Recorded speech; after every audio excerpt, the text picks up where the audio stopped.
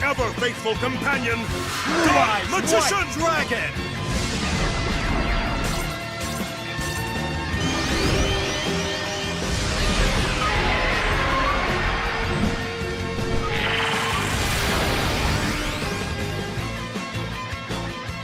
Be sure to get your playmat today at tsx1.com. So, what is going on YouTube? It's your boy Sam from Team Samurai X1 here. Happy Thursday! Woo! Today, guys, I'm coming at you with the top tier Exodia deck profile for the brand new 2021 format. So I really hope you guys enjoy this video. So those of you here on the channel for the very first time, consider hitting the subscribe button. Make sure you guys turn on this notification bell to get notified each time I upload videos. They'll be absolutely amazing. Don't forget to break that thumbs up button for more awesome Yu-Gi-Oh videos, man. Anyway, guys, let's aim for 3,000 plus likes on today's video. Come on, guys, what are you waiting for? Smash the living heck out of that thumbs up button. Also, guys, this week I dropped the brand new Legendary War playmat. Make sure you guys get it today in the link down below at tx1.com. One of the most beautiful looking playmats you guys ever see in this universe. Get it today, link down below. Alright, guys, quick announcement before my Exodia deck profile. I just want to let you guys know that this Saturday at 6 p.m. EST, I'm doing a live box break for the brand new set Ghosts from the Past. So make sure you guys get your box breaks today in the link down below at tx1.com. Hope to see all you guys there. Come hang out Saturday 6 p.m. EST here on YouTube. Get your box breaks before it sells out. Alright, guys, don't waste any more of your time. Let's jump straight into the Exodia deck profile. Like I said earlier in the intro, this is the most competitive top tier Exodia deck you guys will ever see when it comes to playing Yu-Gi-Oh competitively. There are so many different variations of Exodia decks out there where you can of course achieve the win condition of drawing all 5 pieces. And in my personal opinion, this is literally the most competitive and most efficient version if you guys want to actually win with this deck right here. So without further ado, let's jump straight into the deck profile. So first and foremost, you need to play of course the 5 pieces of Exodia. So of course Exodia different minute 1, the head, of course left arm, right here right arm, okay, right leg, and of course the left leg right here. Unfortunately the other limbs aren't in first edition, so I'd like to apologize for that. I need to get them in first edition. You know, I do have the arm and also the leg in PSA 9s, but other than that, like, I don't have any raw copies of the first edition legs or the arms, right? So that's pretty much it. The 5 pieces of Exodia, you must play all 5 pieces. You draw all 5 pieces, you basically win the duel. And seeing this right here in front of me literally gives me goosebumps. Well, super duper nostalgic. Literally brings me back to the first episode of Yu-Gi-Oh, man. This is crazy, truly iconic. And of course the first edition head of the Exodia. So all 5 pieces, absolutely mandatory to play. Next off, you want to play triple copies of Silent Wabi. This card is absolutely phenomenal. It's the most competitive aspect of the deck. Yes, the main goal of this deck is to try to achieve drawing all 5 pieces of Exodia. And Silent Wabi is one of the cards that's actually going to help you get there. The reason why this card is really important is because it's special in itself to your opponents out of the field. Also, this card's effect doesn't activate like DD Guide. DD Guide actually activates this effect to actually switch controls. Silent Wabi is kind of like a Cyber Dragon, which you just give to your opponent. And the reason why this is important is because Mystic Mind is going to be the main win condition of your deck. Try to actually Mystic Mind your opponent on the very first turn. Sometimes your opponent won't want to summon a monster, so you just give him a monster like Silent Wabi, so that way that your Mystic Mind will always become live. And that's the entire goal of this deck. If your opponent doesn't have a monster and your opponent is trying to play that stall game, you can literally special in Silent Wabi to your opponent's side of the field and then activate your Mystic Mind, so that way that they're automatically locked under Mind, so that way that you can achieve your win condition faster by drawing all 5 pieces of Exodia. So Silent Wabi, absolutely amazing. That's pretty much it for all the monsters you're playing in the deck. Let's go on to the spells. Before we get started with spells, if you guys haven't gotten your new Legendary War playmat, make sure you guys get it today. Hit the link down below at tx1.com. This is by far one of the best looking playmats I ever dropped this year. Super duper beautiful, super nostalgic. Get your playmat today in the link down below at tx1.com, guys. Craziest playmat ever. Alright guys, let's get started with the spells. For your win condition is triple copies of Mystic Mind. This is probably the most unfair way to play Exodia. I'd like to apologize for those of you who hate Mystic Mind, but hey, if you guys are looking for a competitive Exodia deck, Mystic Mind is literally the way to go. Most oftentimes when you activate this card, you're more likely just going to win the duel. And this card is used as a stall tactic to help you draw the 5 pieces of Exodia faster. So you want to get access to Mystic Mind as quickly as possible. Not a lot of decks have access to this. Game 2 and 3 is going to be a little bit harder for you, but you're going to be siding in cards like Prohibition to prevent your opponent from actually blowing out your Mystic Mind. So once you activate cards like Mystic Mind, you pretty much just win the entire game. You draw cards till you draw the 5 pieces of Exodia. Triple copies of Mystic Mine. To play more copies of Mystic Mine, you'll play, of course, triple copies of Demise of the Land. Demise of the Land is really important. When your opponent special from the monsters, you can activate one field spell card directly from the deck. So it's kind of like a metaverse for the deck, which is absolutely phenomenal. You want to see Mystic Mine on your field as quickly as possible, so Demise of the Land is very important. So with 3 Demise of the Land is 6 Mystic Mines, 7 Mystic Mine, and of course the 1 Terraforming, which is absolutely phenomenal. And last but not least, we're going to play, of course, the 1 Metaverse right here, which is also another copy of Mystic Mine. So you want to see these cards in your opening hand as much as possible, so that way you're able to resolve Mystic Mine on the very first turn, which is really, really good. So Metaverse Terraforming, so it's a total of 8 copies of Mystic Mine, which is really, really good. Next, to protect your Mystic Mine and to ensure that Mystic Mine is always on the field, you're going to play, of course, triple copy of Field Barrier. This card is absolutely insane. So what this card does is that field spell cards cannot be destroyed. Also, a new field spell card cannot be activated. You can only control 1 face of Field Barrier on your field.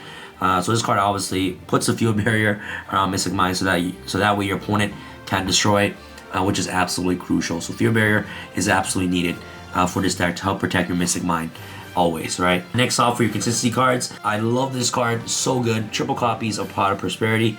This card is insane. In my opinion, I believe Pot of Prosperity is way better than Extravagance in this deck, just because this card is able to dig through your deck 6 cards deeper to see your Mystic Mine. You want to see your Mystic Mine in your first opening hand as quickly as possible, so Pot of Prosperity becomes super duper important.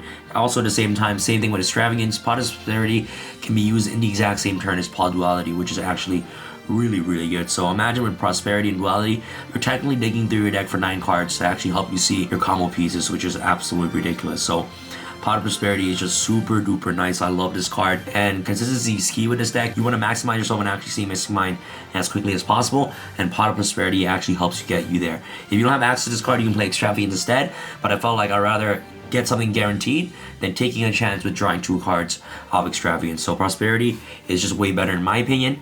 Next off, of course, we're going to play triple copies of Polyduality, more draw cards, which is really good. Polyduality isn't a draw card because this card reveals the top 3 cards of your deck and you add one of them to your hand. This card doesn't conflict with Pot of Prosperity at all because Prosperity says that you can not draw cards by effects to turn you activate Prosperity, but Polyduality doesn't draw cards, it adds a card. You activate the top 3 and you add a card. So this card doesn't conflict with Prosperity whatsoever. So triple copies of Polyduality, absolutely mandatory to play in your deck. These cards are really important. Digs a minimum of 3 cards to help access to your Mystic Mine or your Exodia pieces, which is really, really good. Next off, for more draw cards, triple Shard of Greed. I love this card. The difference between this and Mystic Mine is that you want to try to draw cards as much as possible. You kind of don't want to keep stalling for like 30 turns and to draw your Exodia pieces. You want to try to actually draw cards as quickly as possible. So in 2 turns, you can basically draw 2 cards off Shard of Greed, and as long as you have Mystic Mine on the field, you're basically be able to resolve these cards multiple times in 1 turn. If you have 3 copies of Shard of Greed on the field, you're basically drawing 6 cards 2 turns right after, which is really, really good. So Shard of Greed is just really nice. Then the last spell card I'm playing is, of course, triple copies of Ledger of Ledgerman. This card doesn't conflict with, of course, Pot of Prosperity at all. Because what this card does is that banish 3 cards from the top of your deck face down during your 3rd standby phase. After this card is activated, add all 3 cards to your hand. So this card is insane. So it's kind of like a Card of the Mice for this deck. Since Card of the Mice you can't play in this deck because if you draw the Exodia pieces, you would just automatically discard them to the graveyard. So you don't want that. So Ledger of Ledgerman is just way better to actually help speed up your draw process. And 3 turns is nothing if you're playing a Mystic Mine deck, right? So Ledger of Ledgerman and cards like Shard of Greed is just absolutely important to play in this draw deck. In my opinion. So triple copies of Ledgerman and also triple copies of Shard of Greed. Next off, for your traps. Traps are also really important. I'm playing triple copies of Legacy of Yatagarasu. Like I said, guys, drawing cards is really important. You kind of don't want to keep stalling until your opponent decks out or keep stalling for like 30 turns hoping to see your Exodia pieces. You want to try to speed up that process times a million, right? So you want to keep drawing your cards as much as possible, and it doesn't conflict with Prosperity because these cards can be activated on your opponent's turn, right? So you can Legacy Garasu on your opponent's turn. You don't have the Legacy on your turn. And this card right here is obviously better than Jar of Greed. I would play Jar of Greed. If you guys don't have Yatagarasu, you can play Jar of Greed instead. It's just the exact same effect. But the secondary ability says activate only when a spirit monster is face up at your opponent's side of the field. You can draw 2 cards instead. So if you're playing against True Dracos and they're playing a Mato Wado, you can activate Yatagarasu and then draw 2 cards. There's some niche situation that comes up if you're playing against a spirit deck. So Yatagarasu can actually come up with draw 2, but minimum draws 1, which is insane. For more draw cards, of course, Triple copies of Reckless Greed. This card is amazing. The good thing about Reckless Greed, it doesn't stack. So let's say if you draw 3 Reckless Greed, you can activate 3 Reckless Greed, and you don't have to wait 6 turns. You know, it doesn't stack. It's just will count as 2 turns, right? So if you activate 2 Reckless Greed in 1 turn, you won't be able to draw for 2 draw phases. If you activate 3, still in the exact same turn, you won't be able to draw for the same thing, 2 standby phase. It doesn't stack 2, 4, 6. If it's like that, I would never play this card. So Reckless Greed, the really wonderful thing about this card is that it doesn't stack, which is insane. And it's a pot of greed for the deck. I want to try to draw cards as much as possible. And last but not least, of course, triple copies of Solemn Judgment. This card is absolutely mandatory to play in the main deck for sure. You know, the gate cards that would destroy your Mystic Mind. That's your entire goal with this deck. Like I said, stall Mystic Mind, draw 5 pieces. It's obviously not the most fun way to win for your opponent, but if you're piloting this deck, it's probably the most fun thing to do, in my personal opinion, right? So obviously it's a super cancerous win condition, but hey, it's the most competitive version, and Mystic Mind will actually help get you there over, like, you know, the Exodia Incarnate and things like that, in my personal opinion. So triple Solemn Judgment, that's pretty much it for the main deck. Now off to this section, I'm gonna talk to you guys about cards you guys can play in this deck if you guys don't want to play certain cards in this main deck. It's all the personal preference, but this is what I have to talk to you guys about. So cards like Prohibition, you can main in the main deck. This card is really good.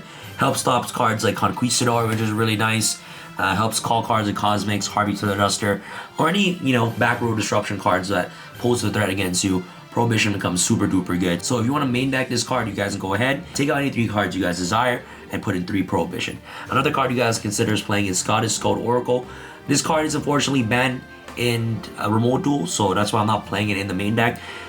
So if regular events come back again, you can obviously play this card in your main deck. What this card does is that you're guaranteed that your opponent will never see a card that outs your Mystic Mind. So Goddess Skull Oracle is really good. Another card you guys consider is probably Unending Nightmare. That card is really great to stop back row decks like Conquistador. That's the only thing that this deck loses to is Eldritch. Eldritch is probably the hardest matchup. So cards like Unending Nightmare can actually help stop the Conquistador from popping your Mystic Mind, which is actually really important. That's another card you guys consider. If you guys want to actually have an alternative win condition, you guys can also play cards like Final Countdown. That card can also be really, really good. Another card you guys can also play in the deck is maybe Wave Motion Cannon as an alternate win condition as well. So you guys have 2 win conditions in the deck. So it's all up to personal preference on what you guys want to play in your deck. Just play whatever you guys have access to and whatever fits your play style. But this version right here is probably the best version that you guys want to go towards when it comes to actually playing this deck competitively. Alright guys, pretty much it for the main deck. Let's go up to the extra deck. The extra deck is literally anything you guys want, because the extra deck's purpose is to only fulfill Pot of Prosperity's goals, right? So of course from my extra deck I'm just playing Triple Dark Law right here. 1 Elemental Hero Aqua Neos, really good. You guys all know, like, Elemental Hero is my favorite. So of course Shiny Phoenix Forcer, got Air Neos right here, ulti first, Tempest right here, ulti first, double copies of Rampart Blaster, ulti first. I know this is my favorite. Flame Wingman, this card right here is upper deck, so it's fake. Unfortunately, I have a real one coming soon. Dark Bright, card's good. Evil Hero Inferno Wing, Destiny End Dragoon, Cyber Twin Dragon, and last but not least, the 1 copy of Cyber End Dragon right here to run off for your extra deck. Extra deck is literally anything you guys want. It's just 15 cards that you guys gotta use for your Pot of Prosperity or your Pot of Extravagance, right? So that's pretty much for the main deck, guys. Hopefully you guys enjoyed this video. If you guys enjoyed this video, make sure you guys give this video a huge thumbs up. That'll be absolutely amazing. Stay tuned for more deck profiles coming out this week. And if you guys want to help support the channel, make sure you guys get the brand new Legendary War playmat today in the link in the description box below at tx1.com. Thank you guys so much for watching. This is your boy Sam from Team Star Sam signing out. Alright guys, peace!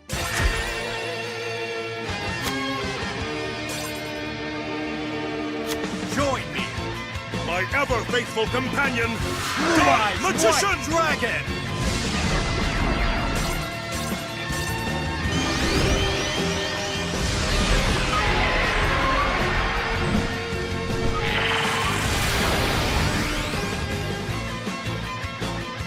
Be sure to get your playmat today at tsx1.com.